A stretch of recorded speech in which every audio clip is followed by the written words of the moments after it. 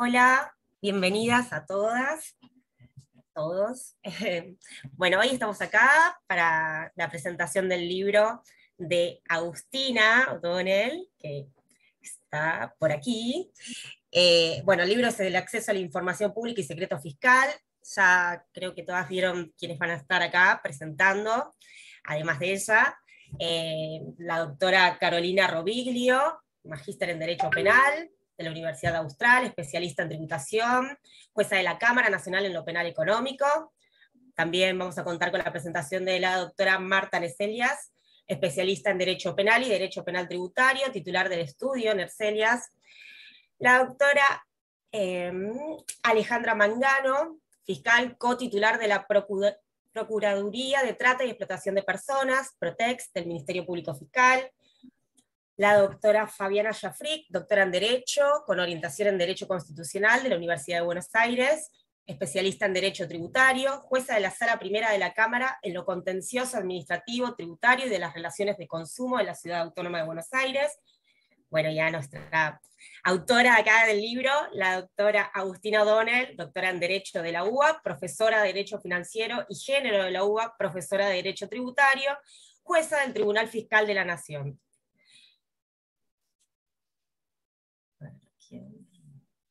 Bueno, no sé si quieren hacer alguna presentación previa antes de...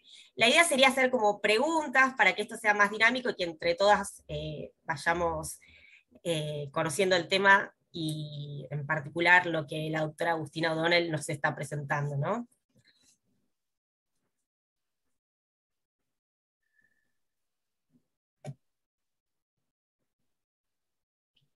O les hago preguntas directamente, ustedes me digan. Bueno, yo quisiera empezar felicitando a Agustina y agradeciéndole también, porque más allá del logro académico que significa para ella este libro publicado y bueno, este trabajo hecho, esta investigación hecha por ella, ha logrado que no solamente sea un trabajo enjundioso, sino que aparte es interesante de leer, es ágil, está encarado de una manera moderna y realmente es lindo de leerlo, es interesante. Pero además, y más allá de que se comparta o no la conclusión a la que ella llega, yo quiero destacar especialmente los capítulos que se dedican al secreto fiscal y al derecho de acceso a la información, que independientemente como material de consulta, son realmente muy completos, son muy buenos en mi opinión, y en particular en relación al tema del secreto fiscal, hay muy poquito publicado, así que doble valor le atribuyo a este aporte. Agustina, te felicito, pero además también te agradezco el aporte bibliográfico. Sí, creo que antes de las preguntas corresponde una pequeñísima presentación del libro, porque la verdad cuando me invitaron a participar en esta presentación me sentía honrada porque pese a que en ese momento no había leído la obra, no tenía ninguna duda que sería de gran valía porque a lo que nos tiene acostumbrados Agustina. Secreto fiscal y acceso a la información, me dije, son dos temas que nos acompañan cotidianamente, así que la tarea debe ser fácil, debe ser sencilla. Pero caramba, cuando comencé a ojearlo, entré en zozobra. Cada párrafo me obligaba a pensar, cada párrafo me obligaba a hacerme preguntas que reconozco que no me había hecho hasta entonces.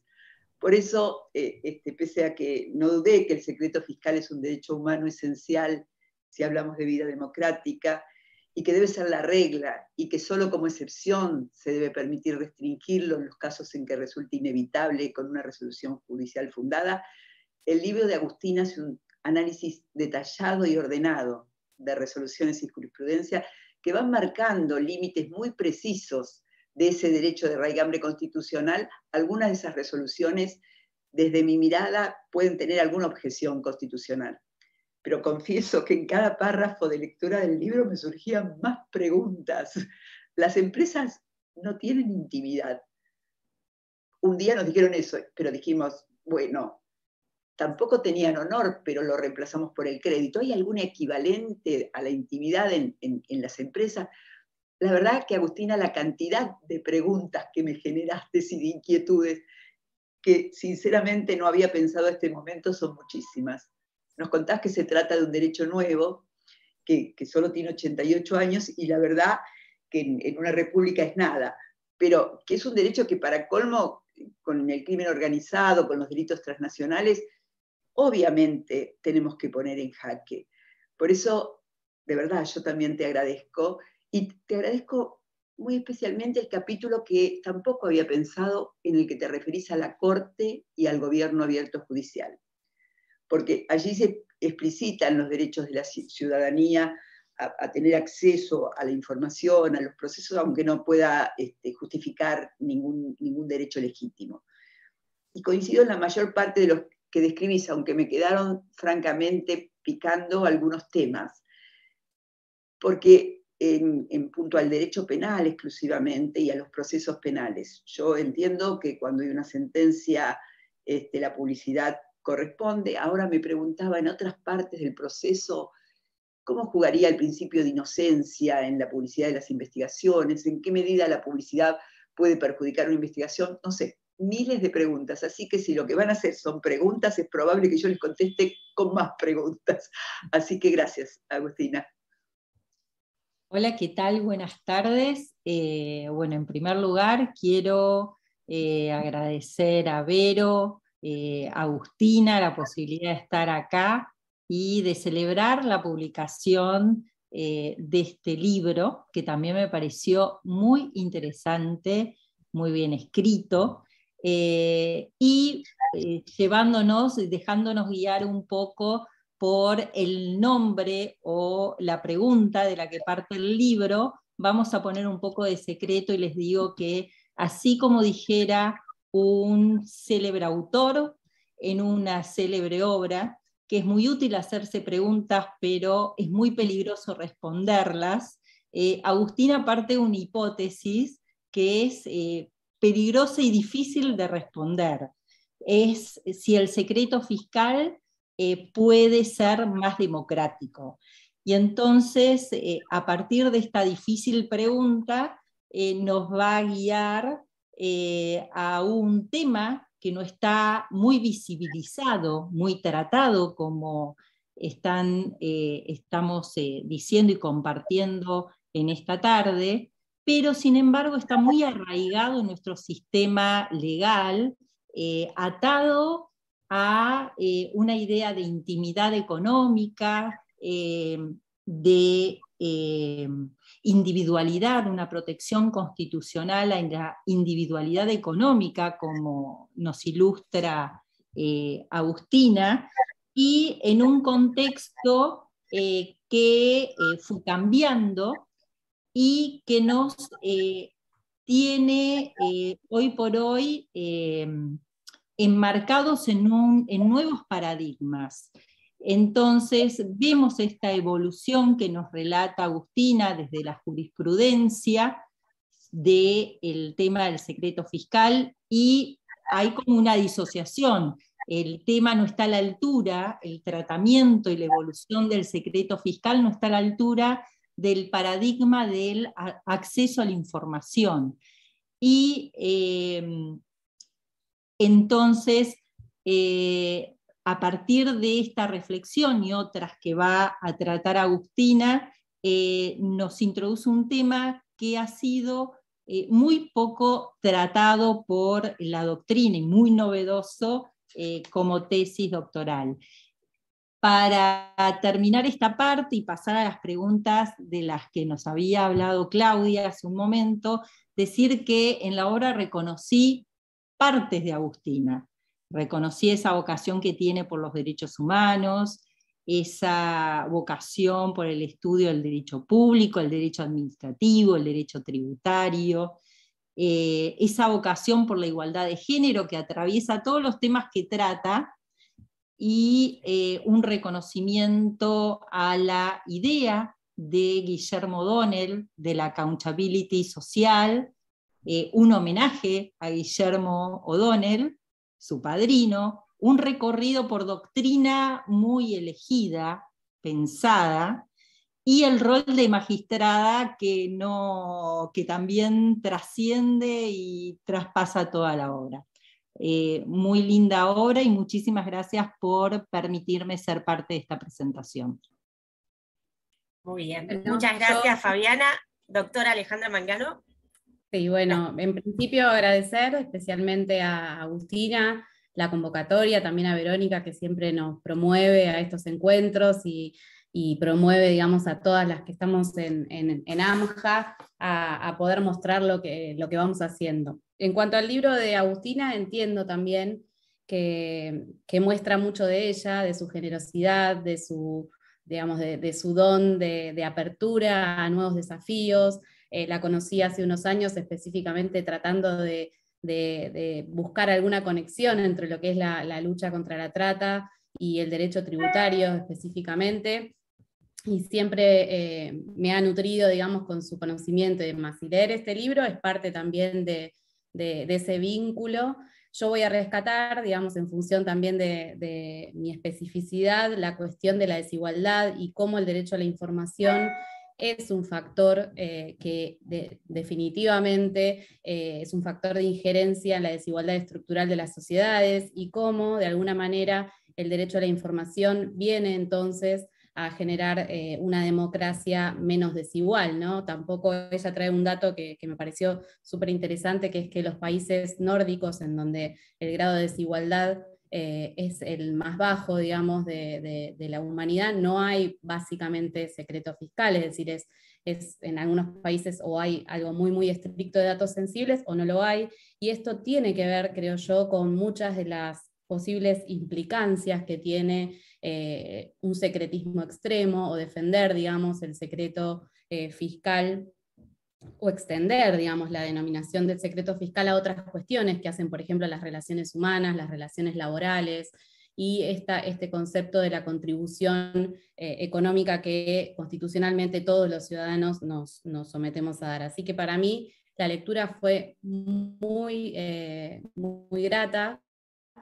Creo que es un libro de consulta, y en lo que hace, digamos, al ejercicio del secreto fiscal para el Ministerio Público Fiscal, del que también formó parte, hay allí muchas respuestas o mucha jurisprudencia muy útil también para repensar este principio y cómo los tribunales, ¿no?, hoy lo vienen interpretando a la luz de el próximo sistema acusatorio que se va a implementar, y de qué manera podemos los fiscales llevar adelante investigaciones sin necesidad de formalizar una investigación antes de tiempo, teniendo en cuenta obviamente los plazos de investigación, las limitaciones a la investigación, y esto que también hablaban recién acerca de la difusión de esos casos, la difusión pública de esos casos. Así que yo creo que trae muchísimas cuestiones para discutir, y es una lectura que súper recomiendo. Así que bueno, muchas gracias.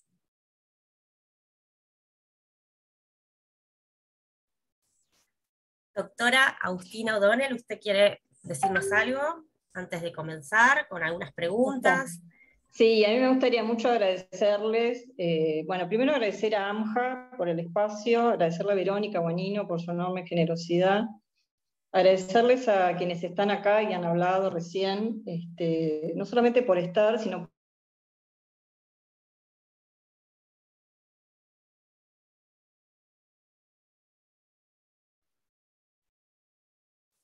Bueno, creo que acá hubo un desperfecto técnico, ¿no?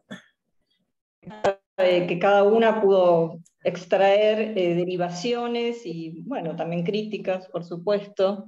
Si hay algo que me gusta pensar de este gran proceso, por llamarlo de una manera, que es hacer una tesis doctoral, de este rico proceso, ¿no? En mi caso empezó hace algo más de 5 años, ¿no? Un proceso de muchas ideas que en algún momento se empiezan, ¿no?, como a formar, empiezan a tomar forma, muchas conversaciones, mucha lectura, ¿no?, en el medio de diferentes temas, no solamente jurídicos o no necesariamente jurídicos, y en algún momento se forma, ¿no?, se arma una idea y que uno le da muchas ganas de llevarla a un papel, pero si hay algo de lo que viene después de esto es que a otros y a otras se les ocurra, ¿no? Sería como el ideal, ¿no? Si uno piensa, bueno, y esto después que se convierta, que alguno de esos párrafos se convierta, después no sé si en otra tesis doctoral, pero se convierta en otra idea para alguien, inclusive para mí misma, ¿no? De sacar derivaciones de eso, bueno, ese es como un proceso continuo que a mí por lo menos me resulta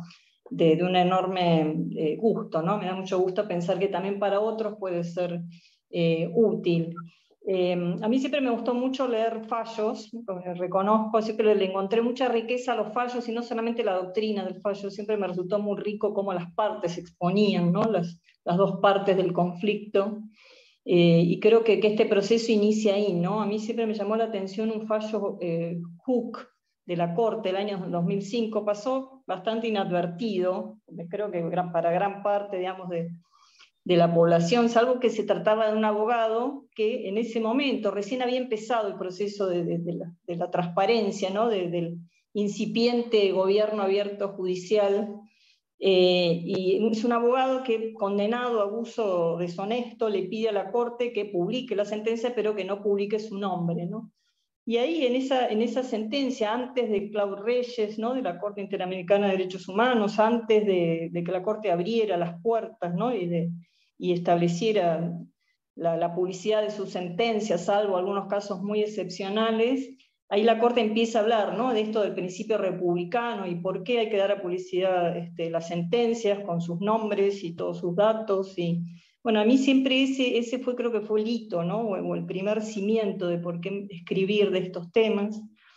Creo que eso después lo empecé a unir con el secreto fiscal, una disposición procesal. Marta hablaba de un derecho, pero la realidad es que el secreto fiscal es una disposición procesal en una ley procesal y siempre fue tratado como un derecho constitucional, ¿no? Claramente está la intimidad, el derecho a la intimidad está ligado al secreto fiscal, pero no es en sí mismo un derecho constitucional, ¿no? El secreto fiscal es una norma más de una ley procesal, de la ley de procedimiento tributario, y eso a mí me resultaba interesante también, ¿no? Y entonces ponerme a investigar sobre su génesis y por qué estaba ahí, el contexto histórico, ¿no? La década del 30, y bueno, y eso me resultó un proceso muy interesante, encontrarles esa historia, ¿no? Algunas de nuestras normas también me parece un proceso interesante para los que nos dedicamos al derecho, sobre todo, porque bueno, alguna explicación tiene. Curiosamente el secreto fiscal no tiene mucha exposición de motivos, y no solamente en Argentina, en México y en España tampoco, ¿no? Por eso en México algunas autoras hablan del misterio del secreto fiscal, como que vino de la mano del secreto bancario, ¿no? Como el hermanito, vino con su hermanito en la década del 30, ¿no? Cuando había muchos flujos de capitales de un lado para otro, por las guerras, por las diferentes recesiones, etcétera, etcétera. Y ahí quedó, y bueno, con sus excepciones, pero ahí quedó. Así que bueno, ese fue un poco el interés, ¿no? en el tema, y la verdad que todo el proceso investigativo fue bastante interesante, y creo que hay mucho para hacer. En la tesis hay un momento en que uno tiene que empezar a cerrar, ¿no? las diferentes líneas que se van abriendo, y bueno, y a lo mejor también me dan ganas de abrir algunas otras. Como decía Fabiana, también hemos compartido muchas cosas, con todas acá hemos compartido con líneas que tienen que ver con género, con Ale también, y por supuesto con Marta también, y también con Caro en diferentes ámbitos. También me gustaría pensar en un secreto fiscal con perspectiva de género, y creo que también hay mucho ahí, hay capítulos para escribir todavía de ese tema también. Pero bueno, me gustaría también, me gustaría escuchar las preguntas, así que, pero más que agradecida estoy, realmente, muy agradecida. Muchas gracias, doctora. Bueno, nosotros habíamos pensado unas preguntas como para ver si podrían darnos su opinión, y en cuanto a eso, bueno, la primera pregunta sería, ¿cómo podría aplicarse el tema de la investigación de la tesis en su especialidad profesional? Bueno, arranco si les parece. Perfecto.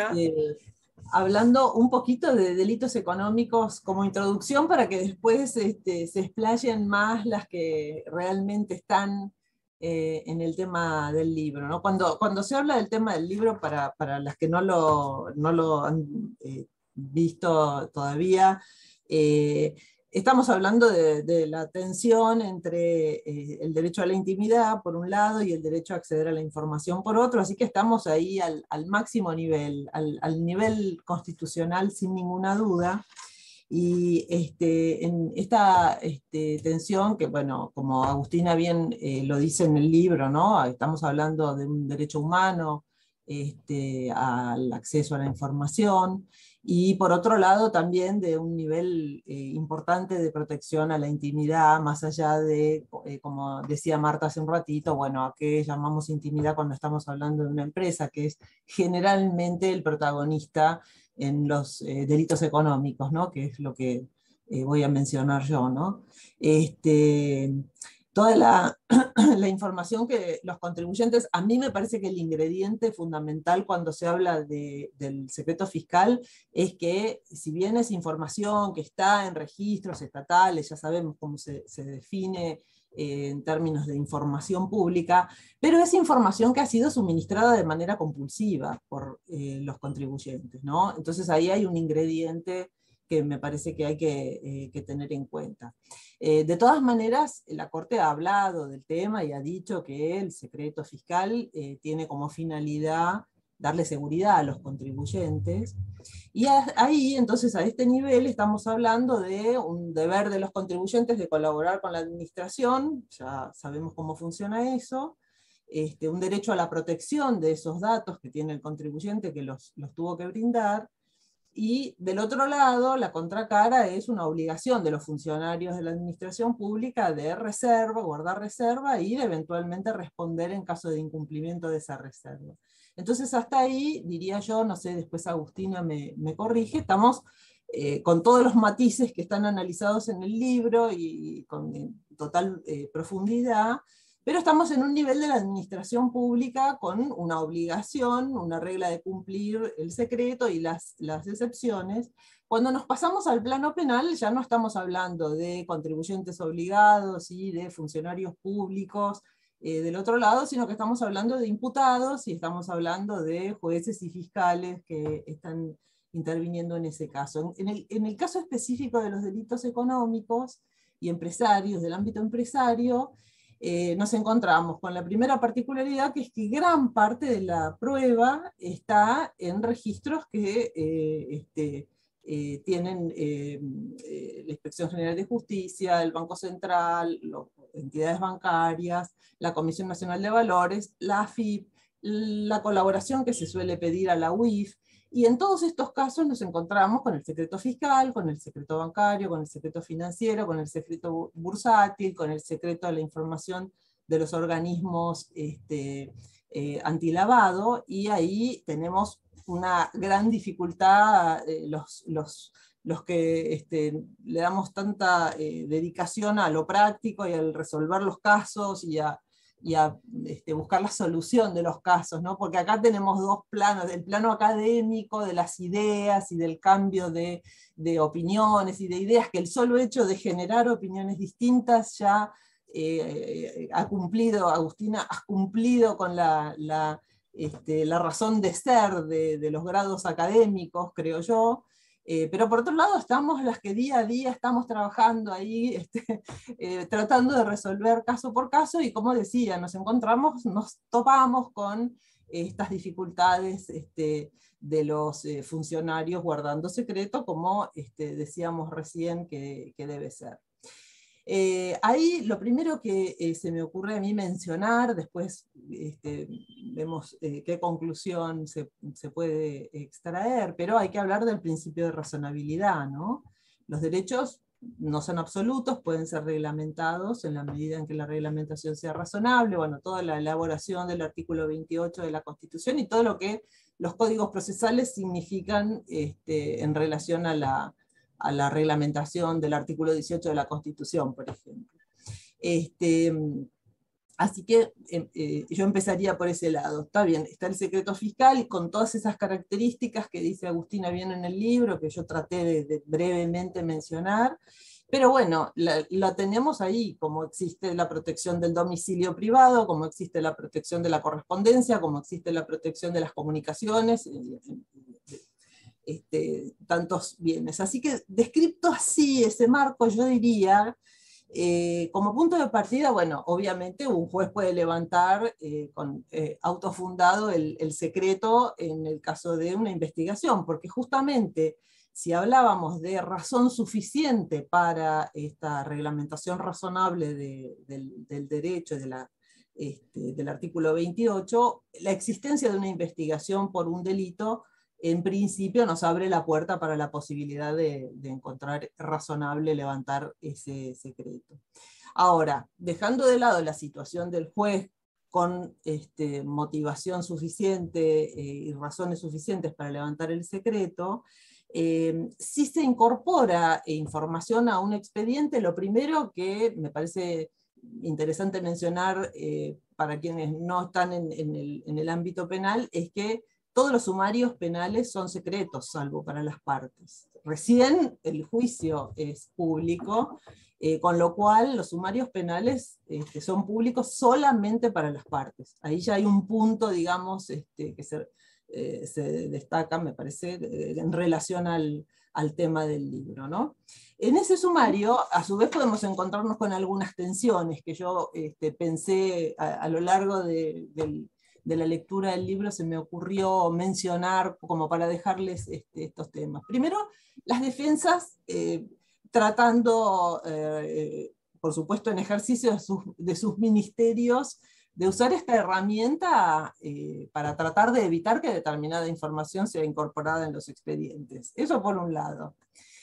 Por otro lado, bueno, por contrapartida a eso, los jueces con su carga, su deber de velar que no pase lo contrario y que una vez incorporada una determinada información a una investigación, no se afecta el derecho de defensa bajo el pedido de todos estos organismos que cuando aportan la información ponen unos carteles, no sé si ustedes los han visto, secreto, secreto, guardar secreto, información secreta, confidencial. Bueno, los jueces tienen que asegurarse de que una vez incorporada la información al expediente, bajo este argumento del secreto y bajo esta fundamentación del secreto, no se prive a ninguna de las partes del ejercicio pleno del derecho de defensa, ¿no? Entonces, ahí hay un punto importante también, creo, para destacar. Y por último, y lo fundamental, ¿qué pasa cuando, porque hasta acá dijimos, bueno, el juez levanta, pero ¿qué pasa cuando la investigación está delegada en la Fiscalía? Y ahí tenemos una respuesta de la Corte en materia de secreto fiscal, admitiendo, para el caso de la AFIP, la posibilidad de la Fiscalía de acceder a la información, digamos, sin necesidad de acudir al levantamiento formal del secreto por parte de un juez. Esto lo ha admitido la Corte, pero tenemos todos los otros secretos, ¿no? También en la misma situación sin esta respuesta.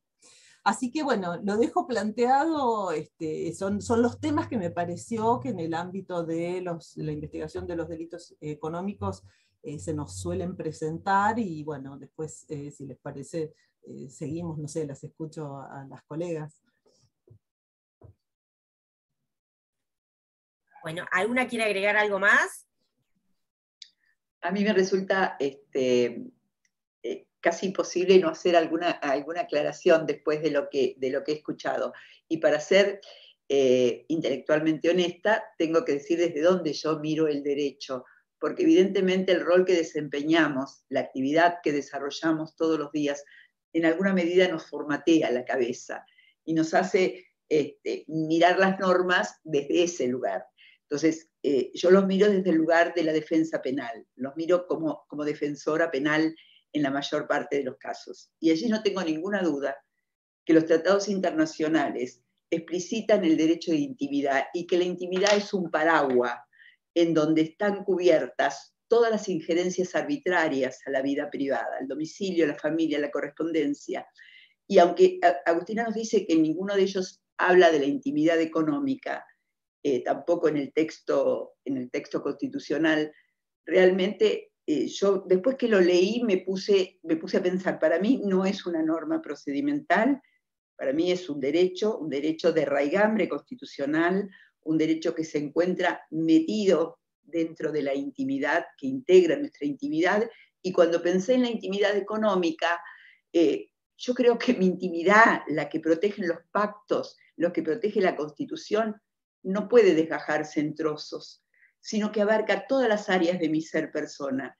Y si a eso le agrego la obligación que tenemos de interpretar pro homine los tratados, que constituyen además el umbral mínimo de protección que el Estado debe darle a mis derechos, porque ahora el hombre sin ninguna discusión se ha constituido en el centro del sistema, me cuesta sostener lo contrario, me cuesta sostener que se trata de simplemente una norma procedimental. Sé que no es un valor absoluto, sé que también tiene importancia que se lo pueda levantar o se lo pueda reglamentar, porque el gasto público y el contribuir a él también es un valor esencial en la vida comunitaria.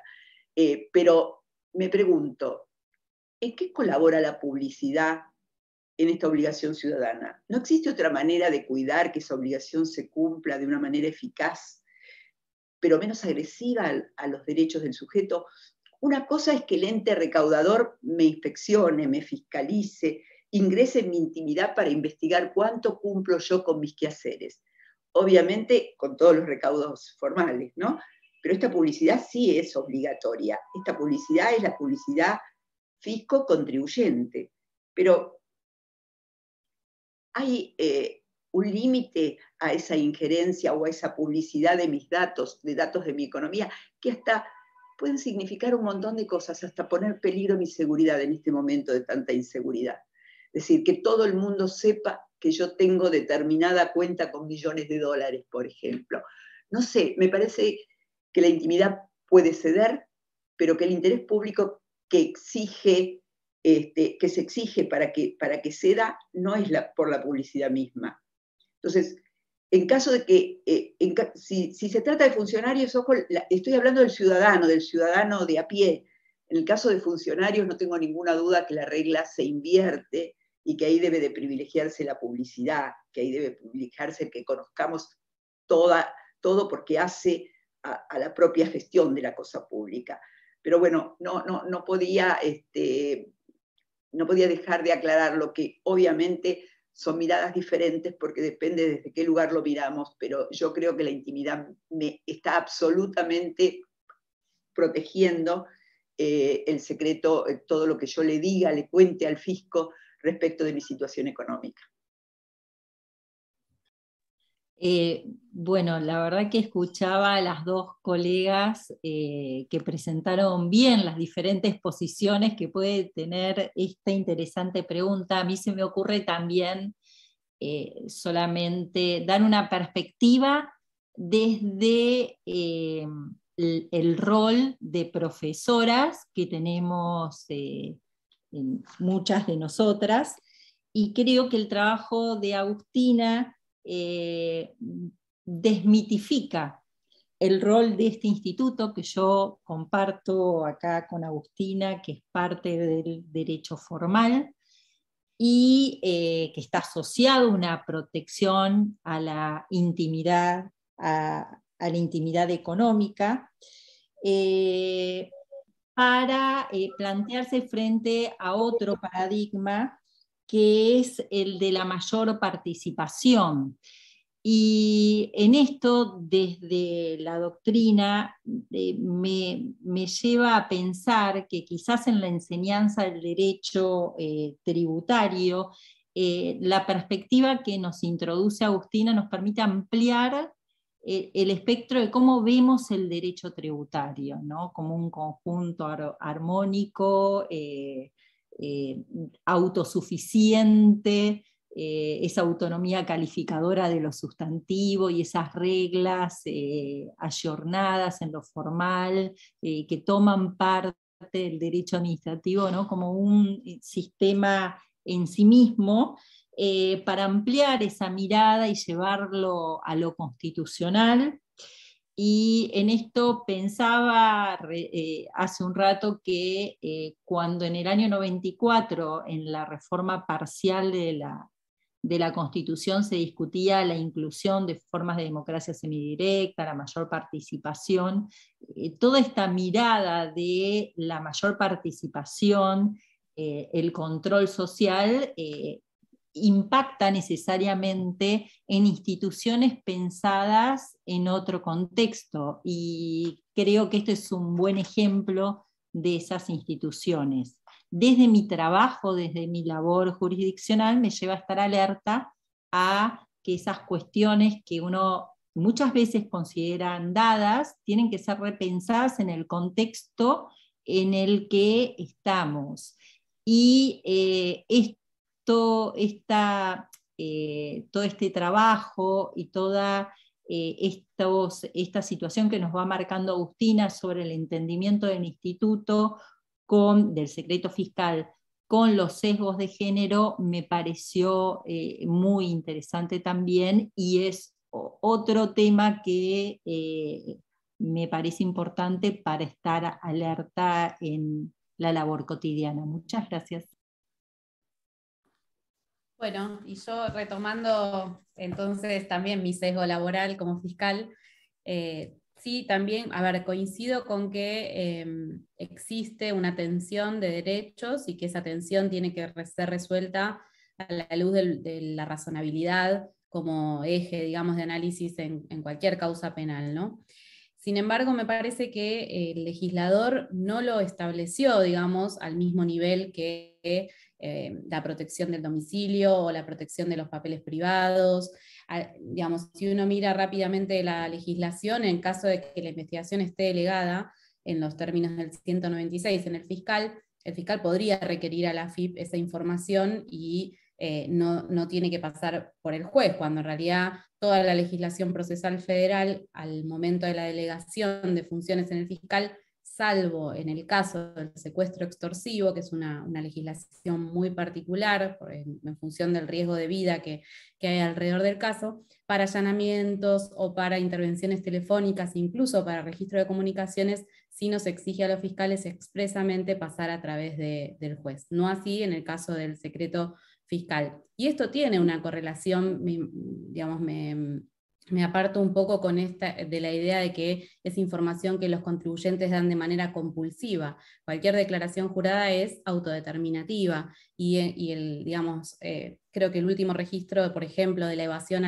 al impuesto a las ganancias daba cerca del 50% de evasión en lo que es la recaudación, si uno lo mira, ¿no?, a grandes rasgos, de este impuesto específicamente, ni hablar en bienes personales y en cualquier otro impuesto. Entonces, creo yo que hay una diferencia fundamental a la hora de evaluar la intimidad y lo que Agustina y algunos autores llaman esta intimidad económica como algo diferencial de lo que sería la intimidad y el núcleo íntimo de las personas, que tiene que ver justamente con esto, ¿no?, que hay digamos, una autodeterminación de lo que se le informa al fisco.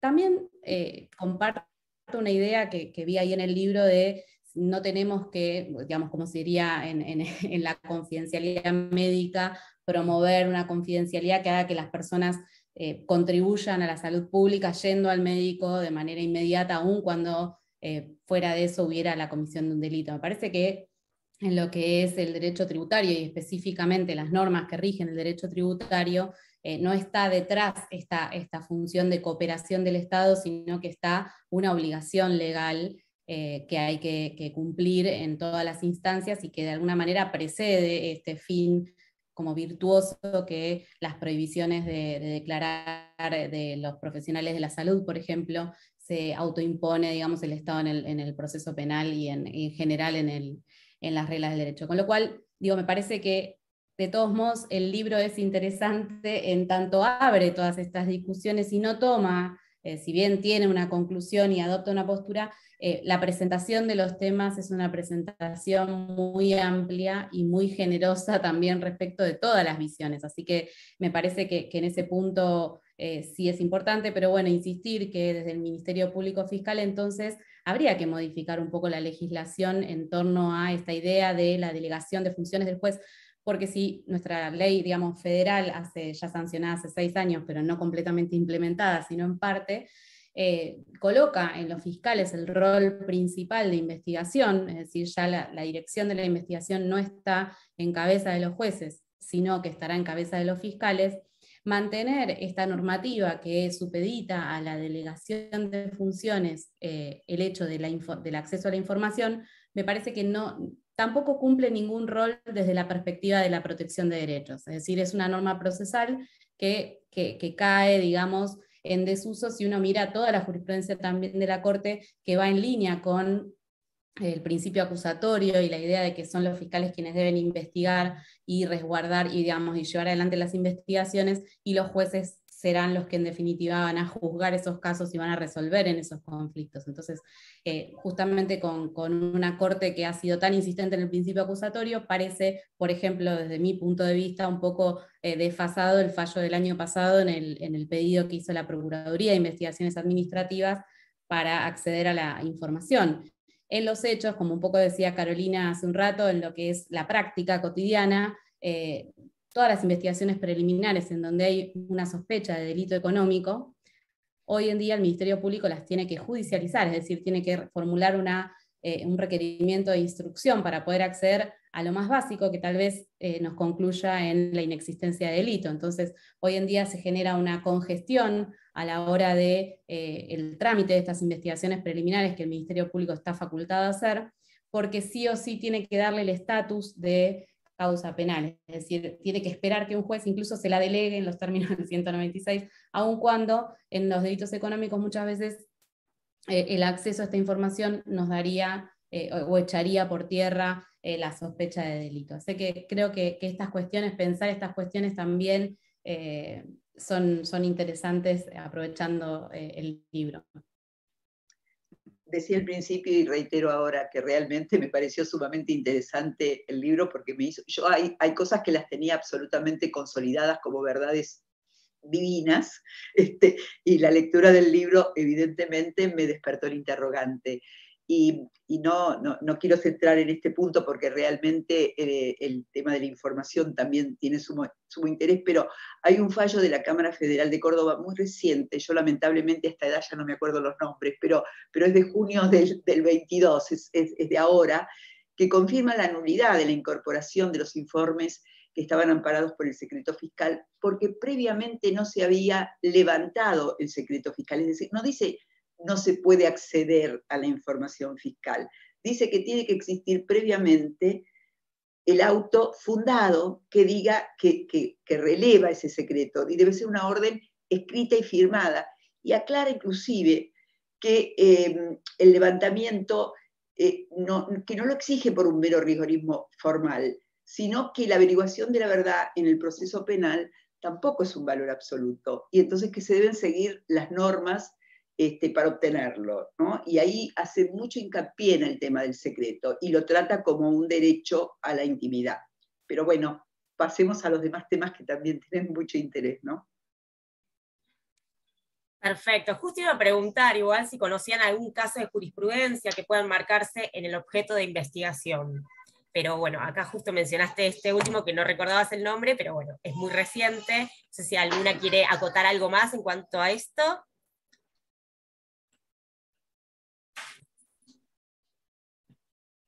Bueno, entonces, pasemos, hay una pregunta en el chat, no sé si les parece que se las haga en este momento, que la está realizando Pato Gómez, tiene acá como el encabezado, bueno, agradece muchísimo la actividad, bueno, y el libro de Agustina, y en ese sentido dice que tiene una inquietud sobre la existencia o no de posible relación entre el secreto fiscal y el acceso a la información con la violencia económica y patrimonial hacia las mujeres.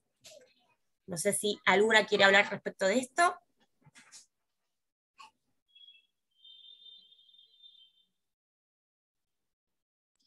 A mí me parece... Ay, perdón. No. Agus, ¿querés hablar vos? No, a primera persona. Espera que... Puedo hacer un breve comentario, pues estuve escuchando ahí, bueno, la verdad que me gustó mucho todos los comentarios, creo que igual hay como una nota común, más allá de las posiciones, que es bueno, empezar a pensar esto de que hay algo de que este acceso a la información como un derecho humano, como un derecho autónomo, como un derecho llave para ejercer otros derechos, ¿no? Como ustedes decían.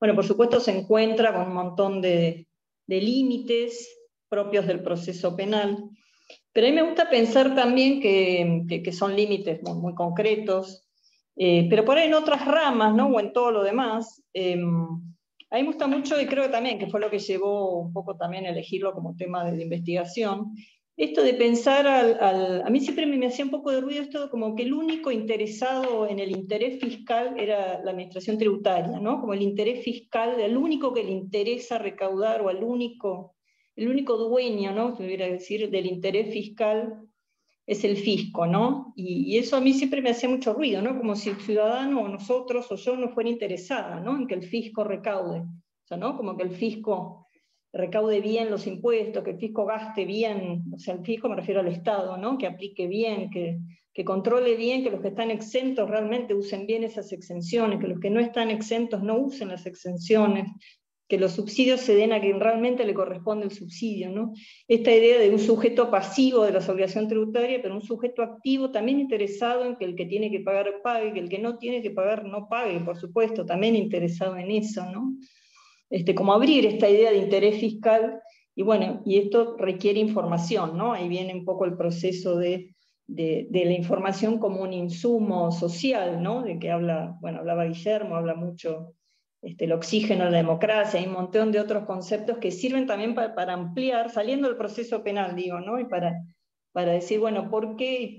Y por qué las asociaciones civiles, ¿no? Si uno ve la jurisprudencia que un poco está poniendo en crisis el secreto fiscal, bueno, son CIPEC, ¿no? ADC, muchas, diferentes organizaciones civiles que se están presentando a la justicia y dicen, bueno, yo quiero saber, ¿no? Quiero ver los que están exentos. También un poco, ¿no? El tema de intercambio de información entre mismas agencias estatales, ¿no? ¿Por qué el Estado no comparte la información con otra agencia estatal a efectos de poner en ejecución políticas públicas, ¿no? O sea, que siempre son limitaciones que surgen del secreto fiscal. Bueno, por lo menos para repensar si eso está bien, si hay que mantenerlo, ¿no? Por lo menos para no tener como enquistadas esas ideas, o revisar si hay que mantenerlas y dejarlas así. Bueno, las mantendremos 88 años más así como están, pero por lo menos repensar si eso está bien, que siga siendo así. Creo que ese es un buen ejercicio propio democrático, y buscando, como se dice mucho en el libro, esto de las democracias de calidad, ¿no? Que no es solo voy, voto, y después cuando vuelven a llamar vuelvo a ir a votar, y así cada 4 años, ¿no? Y en relación a la pregunta de Patricia Gómez, bueno, una de las excepciones del secreto fiscal es las cuestiones de familia, está desde el año 72, está junto con justamente las cuestiones penales, ¿no? Como bienes sociales protegidos especialmente, donde, bueno, por la importancia que tienen también en la sociedad, ¿no? Digamos, que los jueces y juezas acceden a esa información por el interés también que tenemos todos, que se solucionen esas controversias con toda la prueba que haga falta solucionar. Pero claro, sigue habiendo un poco también por las formas de organizarse los patrimonios familiares, sigue siendo todavía una excepción que hoy, por estas formas, siempre hablando de formas legítimas, ¿no? Pero patrimonios organizados en sociedades o en fideicomisos o en estructuras diferentes, sigue siendo a veces insuficiente, ¿no? Entonces la mujer sigue siendo en el rol, ¿no? de que no gestiona muchas veces el patrimonio conyugal, y entonces ante las rupturas o ante las diferentes contingencias, muchas veces la información que puede acceder cuando solicita la información a la AFIP es la información del quit de esa persona, la cual demanda por alimentos, o demanda por compensación económica, o demanda por división del patrimonio conyugal, y a veces los bienes, los activos no están en ese quit de esa persona, están en otros quit, ¿no? Están en quit de sociedades, o están en otros lugares, ¿no? Entonces, creo en ese sentido que, por eso hablaba yo antes de un secreto fiscal con perspectiva de género, en el sentido que esa información sea integral, que realmente se dé una información que sea plena, ¿no? Que sirva a los efectos de recomponer el patrimonio, de recomponer la base de alimentos. Bueno, creo que eso es en lo que hay que avanzar, y en lo que a mí me gustaría avanzar con la investigación, ¿no? Todavía es un poco incipiente. Pero bueno, no sé si eso contesta, no sé si eso ayudaría o contribuiría a esa parte de la violencia, ¿no? Que tiene que ver con con que sigue habiendo ese rol de todavía, donde es el hombre el que gestiona en general los patrimonios, y la mujer muchas veces ante la ruptura no sabe dónde está el patrimonio, al que ella también tiene derecho, ¿no? Ese es un poco la idea. Espero haber contestado y no haberme extendido, no haberle robado tiempo a los que tienen que hablar. Doctora, muchas gracias, para mí se entendió perfecto. Bueno, vamos a otra pregunta, no sé si... a la doctora Mangano, ¿de qué manera el secreto fiscal afecta las investigaciones patrimoniales vinculadas con el delito de trata de personas?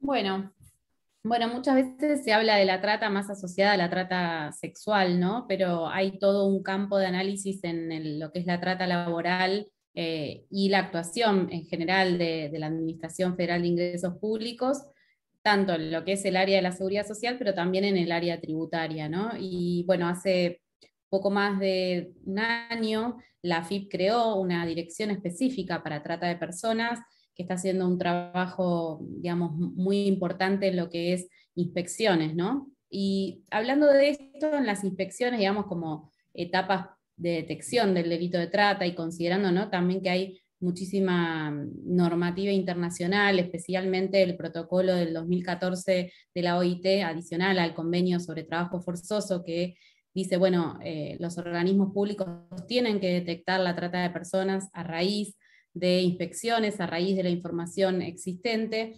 Pienso que existe la necesidad de poder avanzar en la utilización de los datos tributarios de las empresas involucradas y también de las personas físicas involucradas en esas investigaciones al momento de detectar trabajo también irregular, es decir, no registrado. Y esto no necesariamente tiene que dar lugar en todos los casos a una investigación penal por el delito de trata, y podría tener resultados muy virtuosos en la reconstrucción de ese vínculo laboral, o diría yo, en mejorar las condiciones de los vínculos laborales que son irregulares y que exhiben formas de abuso laboral muy profundas sin necesidad de la intervención del derecho penal. Hay una experiencia que nosotros siempre, veo que está Marcelo Colombo, que es mi colega en Protex, escuchando desde temprano, así que, pero bueno, es una experiencia que hace tiempo tratamos de replicar en Argentina, que es la experiencia de Brasil, con los operativos conjuntos de inspección laboral, en donde este elemento en concreto está, digamos, sumamente desarrollado. Y bueno, Brasil trae toda esta evolución en materia de detección de trata laboral y trabajo esclavo, luego de una experiencia, digamos, en los años 80, muy, digamos, traumática en cuanto a las extremas condiciones de vulneración de derechos en lo que era la caña de azúcar en Brasil. De hecho, hay el primer fallo de la Corte Interamericana de Derechos Humanos que trata la cuestión del delito de trata laboral, es el caso de trabajadores de la Hacienda Brasil Verde versus Brasil. Entonces de ahí, que es un caso, digamos, del 2016, pero de hechos que son de 1988, si no me equivoco,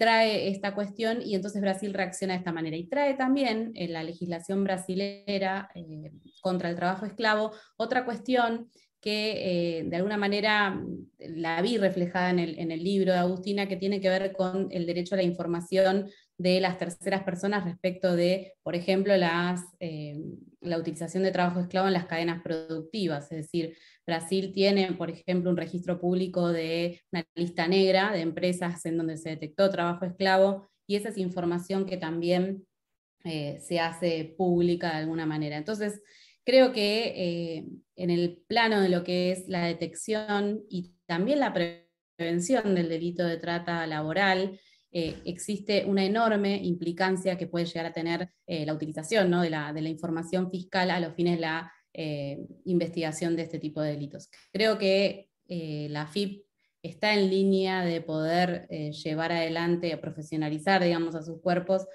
técnicos del área de la seguridad social para poder detectar otro tipo de delitos como los fraudes tributarios las evasiones y demás, pero creo que en ese camino hay que ir, porque de alguna manera, incluso a veces empresas que están contratando de manera irregular y que tienen trabajo esclavo entre sus filas, cobran también subsidios, subsidios como los que recientemente se dieron en el marco de la pandemia del COVID. Entonces existe, digamos, creo ahí incluso un deber objetivo del Estado de poder constatar que, por ejemplo, los trabajadores estén en condiciones, digamos, no solo en blanco, sino también en condiciones de dignidad mínima en cuanto al pago de un salario y una jornada. Así que creo que tiene mucho que ver con nuestro delito y específicamente, más allá de que en la trata sexual no me quiero extender, pero que también es de mucha utilidad, en la trata laboral, en la detección. Doctora, muy claro. ¿Alguna quiere agregar algo en cuanto a esto? ¿No? Bueno, a la doctora Agustina O'Donnell, bueno, otra pregunta sería, ¿qué implicancias crees que podría tener la democratización del régimen del secreto fiscal en otros ámbitos y desde una perspectiva de género? Bueno, creo que algo ya dije, pero me voy a sumar un poco a lo que contaba Alejandra, que creo que tiene que ver. A mí me da la sensación que hay una suerte, quizás lo voy a decir de una forma muy simple, pero así como un derecho ciudadano, esto que yo les decía antes este sujeto activo, que además de pagar sus impuestos quiere saber más, o quiere... pero así como yo dijera, bueno, creo que hay como un derecho a saber qué empresas contaminan, o a mí me suena que hay algo así. A mí me gustaría, por ejemplo, saber en qué hoteles tienen trata, por ejemplo. Yo, por ejemplo, no quiero ir a un hotel que tiene una causa de trata. O sea, realmente, como ciudadana, elijo no dejar mis fondos, mis dineros, contribuir económicamente con un hotel, con un restaurante.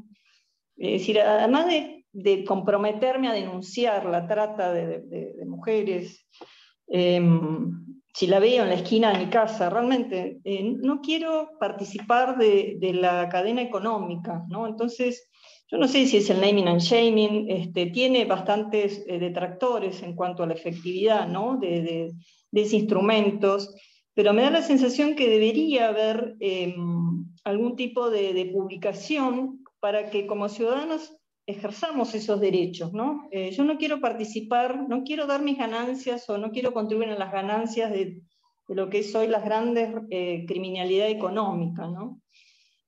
Cuando hablamos de secreto fiscal, más allá de qué tipo de disposiciones, y eso es un poco de lo que trata el libro, ¿no? Cuando yo me puse a investigar, me encontré con una, que fue las cosas que más curiosidad me despertó por ahí, una doctrina muy unánime en relación a qué es el secreto fiscal. Hablo de la doctrina argentina y hablo de la doctrina académica, la doctrina judicial. Es como que por ahí no pasa en todo, al revés, ¿no? Uno cuando agarra un instituto del derecho se encuentra, ¿no?, con las dos versiones y de golpe encuentra esa ecléctica, ¿no?, la de intermedia, la que logró conciliar algunas posiciones.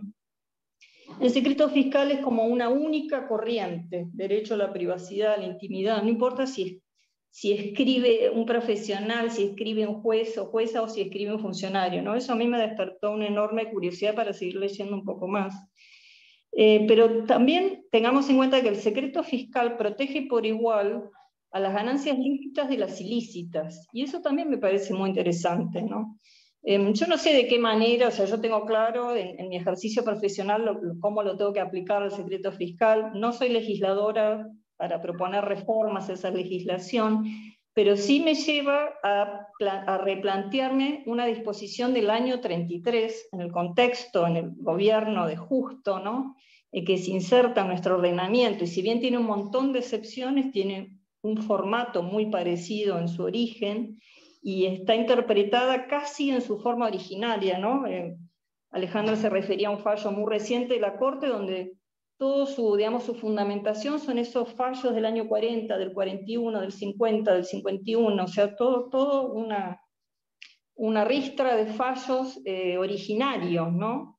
Pero claramente el secreto fiscal protege por igual a las ganancias lícitas de las ilícitas, y eso nos debería un poco llevar a pensar si eso lo queremos así como está, o si a lo mejor habría que hacer, ¿no? O si, a lo mejor alguno dice, sí, yo prefiero que ¿no? Porque la verdad es que yo pienso que en esto de este nuevo contribuyente, como le llaman las autoras mexicanas, que están muy citadas también en el libro, porque son de las que más han investigado también sobre el tema en México, es decir, bueno, también el secreto fiscal es mucha opacidad, ¿no? Y hoy hay grandes, bueno, Alejandra lo sabe, la grandes criminalidad económica, los grandes flujos de dinero, en gran medida se mantienen, bueno, entre otras razones, por ese secreto, ¿no? Y bueno, no sé si nos podemos dar ese gran lujo, por lo menos de este costado del planeta, con esta enorme desigualdad que arrastramos, desigualdad histórica, ¿no? Habría que por ahí cada uno pensar eso, ¿no? Si estamos dispuestos a eso, ¿no? Me retiro.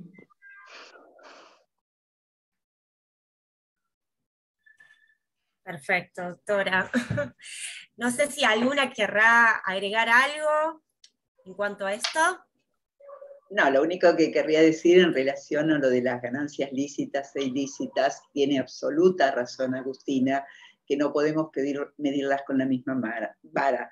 Y es por eso que el secreto fiscal puede ser levantado, no es una cosa que es estática y que no puede, pero puede ser levantado en una investigación, cuando hay la sospecha de un delito, cuando hay la sospecha que junto con los bienes, porque lo único que se declara en la FIP es lo supuestamente lícito, ¿verdad? Entonces, cuando hay la sospecha que dentro de eso supuestamente lícito hemos metido cosas que no lo son, ya sea por lavado, ya sea por el delito que queramos, ninguna duda, es decir, yo allí no estoy poniendo en crisis la posibilidad de con una resolución judicial fundada, siempre que se trate de se respete la razonabilidad y la proporcionalidad, es decir, que se respeten todos los principios constitucionales. Obviamente que hay que investigar, obvio que yo no quiero estar rodeada de gente que comete delitos y que estén en paridad social conmigo que no los cometo. Pero esto es una cosa, y otra cosa es que esté expuesto públicamente lo que yo declaré frente a la FIP. Es decir, que se pueda levantar en los casos puntuales, concretos, cuando se vea que es la vía idónea y que no exista otra forma de averiguar esto, sino a través del levantamiento del secreto, pues aplaudiré al juez que lo decrete. ¿Mm?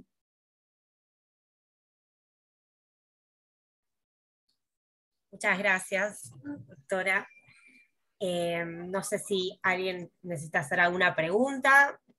¿Quieren agregar algo? Yo tengo que corregir a Marta un poco. En realidad, Marta, no es corregirte. No es corregirte, por ahí no fui yo clara. Es que, por ejemplo, el impuesto a las ganancias grava las rentas ilícitas también. Entonces no es tan así, es decir, tiene esa particularidad. Y curiosamente cuando se decide gravar, que en realidad se decide, este es un tema muy técnico, pero se decide no permitir la deducción de las pérdidas. Y entonces a partir de ahí, pero es algo que pasa en la mayoría de los sistemas, ¿no? Que en ganancias se graban también las ganancias ilícitas. Y en gran medida cuando se decide, está puesto en el libro por ahí, que yo creo que es uno de los capítulos a desarrollar un poco más, me lo digo a mí misma, se dice, bueno, total igual está el secreto fiscal, ¿no? Y yo creo que algo tiene que ver, ¿no? Está el secreto fiscal, entonces, y entonces esa particularidad, ¿no?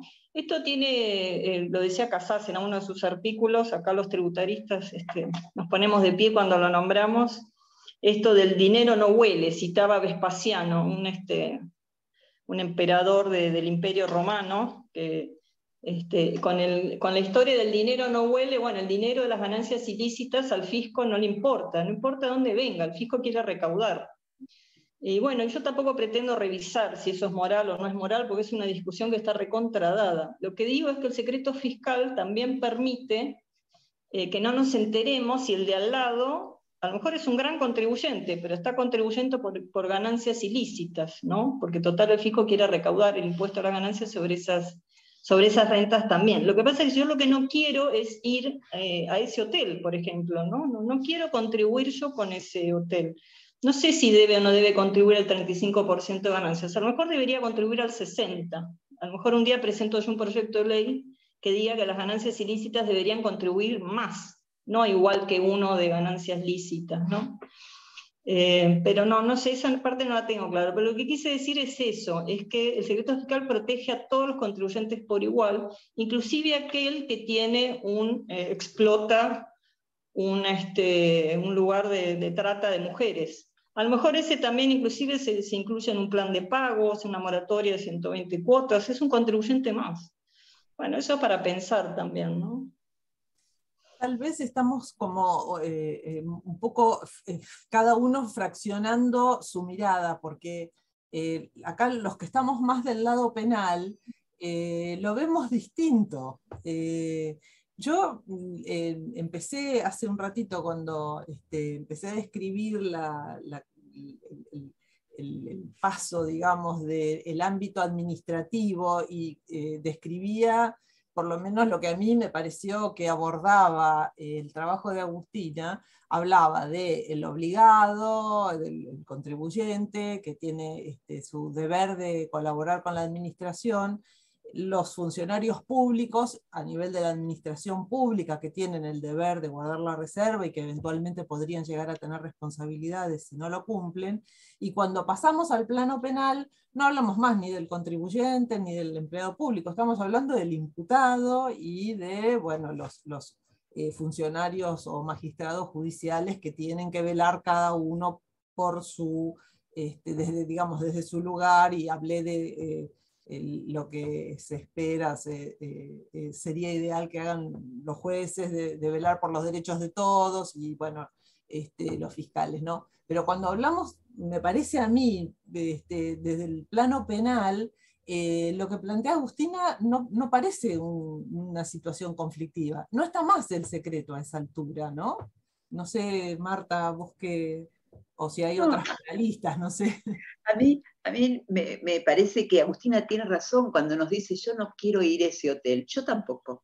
Es decir, esto partimos del mismo principio. Ahora, ¿de quién es la obligación de desenmascarar ese hotel? Del contribuyente que tiene que dejar que sus declaraciones queden expuestas, o de los poderes del Estado que tienen que perseguir los delitos que se cometen en el ámbito de su jurisdicción. Es decir, yo creo que yo no tengo que ir a ese hotel porque las autoridades que persiguen delitos me deben de decir que este hotel comete este delito, no porque yo pueda ir a husmearle en sus declaraciones juradas, que además es muy poca gente la que va a poder ver dentro de esas declaraciones juradas si provienen de actividad lícita o ilícita. Es decir, es muy poco accesible para la mayor parte de las personas. Yo quiero que las autoridades investiguen los delitos, que las investiguen respetando todas las garantías constitucionales, porque se puede, y hoy se puede más que antes, porque con la cantidad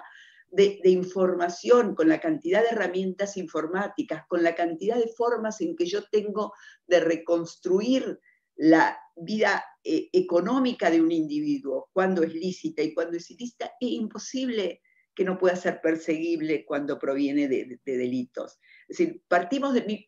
En eso, Agustina, podés estar tranquila, coincido total con el principio tuyo. Lo que a lo mejor buscamos son medios diferentes. Nosotros con la herramienta penal y vos desde el lugar de la mirada en las declaraciones juradas, ¿no?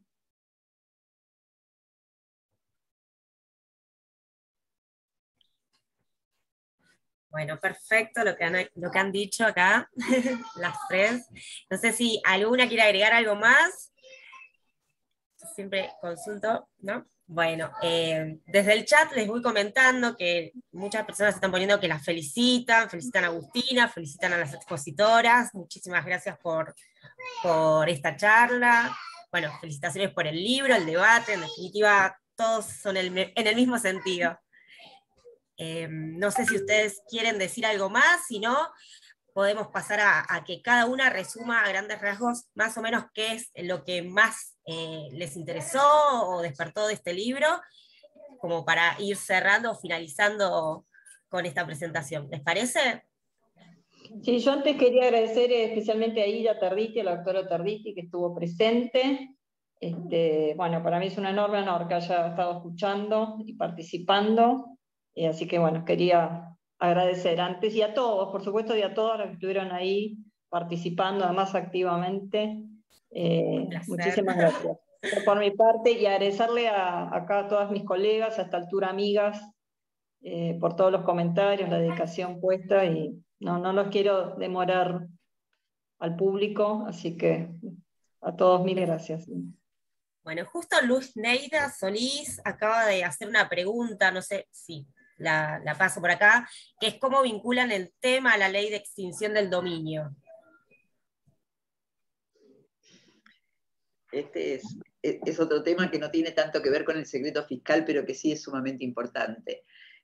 Yo creo que realmente deberíamos apresurarnos a no solo aprobar, sino también a ponerla en práctica, porque una vez que se ha detectado que esos bienes son ilícitos y que provienen de la actividad ilícita, y muchas veces son bienes de nosotros, de los contribuyentes, porque son en aquellas causas, las grandes sumas de dinero, los grandes activos en general son detectados en causa de corrupción.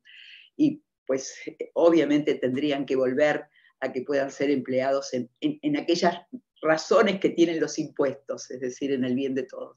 Estoy absolutamente de acuerdo en la extinción del dominio, e incluso a veces en la extinción temprana del dominio, es decir, a veces que no sea necesario, porque hay bienes que el conservarlos requiere una cantidad de gastos por el Estado sumamente importantes. Entonces yo creo que cuando existe un grado de sospecha razonable, un grado de probabilidad que determina un auto de procesamiento, se debe de aplicar la ley de extinción de dominio. Si después resulta absuelto y tendremos que indemnizar, siempre va a ser más barato que conservar esos bienes por parte del Estado. Así que sí, estoy de acuerdo en la extinción y aunque en la extinción temprana del dominio. Perfecto. ¿Alguna quiere agregar algo más? No, bueno, felicitar nuevamente a Agustina y agradecerle habernos permitido acceder a esta obra que en serio, insisto, para mí es muy valiosa. Un logro académico, pero también bibliográfico para la comunidad jurídica. Sí, realmente la cantidad de información que trae el libro es sumamente importante, pero yo en la vorágine que actualmente estoy viviendo, más que toda esa información que realmente me resultó importantísima, lo que le tengo que agradecer a Agustina es que me haya hecho pensar, que me haya hecho dudar de algunas cosas que sostengo con absoluta firmeza desde hace décadas. Y cuando las leía decía, ¿será así? Es decir, lo que sigo sosteniendo con énfasis no fue porque no me planteé la duda ante la afirmación de Agustina. Por eso que gracias, Agustina, porque mover estas neuronas a esta altura no es tan fácil. Bueno, yo también quería agradecer la posibilidad de leer el libro de Agustina, de estar con ustedes presente, y también me hizo pensar mucho sobre un tema que está muy oculto dentro del derecho tributario, que no se trata mucho, y sin embargo está muy firme hace muchos años ahí legislativamente, y contrastarlo un poco con las demandas sociales que existen en la actualidad, y cómo atraviesan a ese instituto esas cuestiones que también rigen y son parte de nuestra vida, del ordenamiento jurídico, de los valores, de los principios, del derecho. Entonces, ¿cómo hacerlos conjugar, ¿no? Creo que Agustina está buscando siempre el punto donde pueden convivir estas dos situaciones, ¿no? Desde mi lectura, y acá es como que hago mi reinterpretación, cosa que no está muy bien. Hay un libro de Virginia Woolf que se llama El lector común, que dice que quien se acerca a una obra tiene que acercarse sin ningún preconcepto, sin ninguna idea preestablecida. No voy a hacer eso para nada, pero yo creo, y acá quizás me alejo de lo que quiso decir Agustina, como que está buscando el punto intermedio, ¿no? Un secreto fiscal más democrático. Entonces, ¿cómo hacer para repensar este instituto, que ya nos cuesta entender cómo fue, cómo nació, cómo se insertó en los años 30 en nuestra legislación y cómo entenderlo en la actualidad. Creo que eso me gustó mucho el libro de Agus. Así que muchísimas gracias por dejarme ser parte de esta presentación y celebración. Muy, muy brevemente, entonces terminar también agradeciendo y sumar una cuestión que también trae el libro, que la tenía anotada para decir, pero no la dije antes, que tiene que ver con el acceso a Internet y el acceso a la información de este siglo, ¿no? El siglo XXI, y cómo de alguna manera algunas de las discusiones alrededor del secreto fiscal quedan un poco, digamos, anticuadas en cuanto a lo que a lo que intenta proteger. Hoy en día nosotros podemos, sin pedir la información a la FIP, acceder a partir de un montón de bases de datos que están en Internet, de un montón de información que circula en empresas, incluso podríamos tener solamente entrando a Google imágenes de las propiedades de esa persona, es decir, imágenes desde la puerta, también vistas aéreas, es decir, existe tanto avance tecnológico y tantas posibilidades de poder acceder a la información, alternativas a aquellas que recopila el Estado, el propio Estado, que creo que también hay que reconsiderarlo en función de ese acceso a la información que hoy en día es innegable y que excede la administración pública de esa información con creces. Así que creo que esto que también lo trae como algún aspecto del libro al pasar, es algo para traerlo hoy acá y resaltarlo. Y bueno, nada, agradecer de nuevo y también a Verónica que está por ahí, la convocatoria, y a Ida, que nos vimos hace poco, y bueno, muchas gracias. Bueno, ¿alguna quiere hacer alguna pregunta de los que están en el público en particular?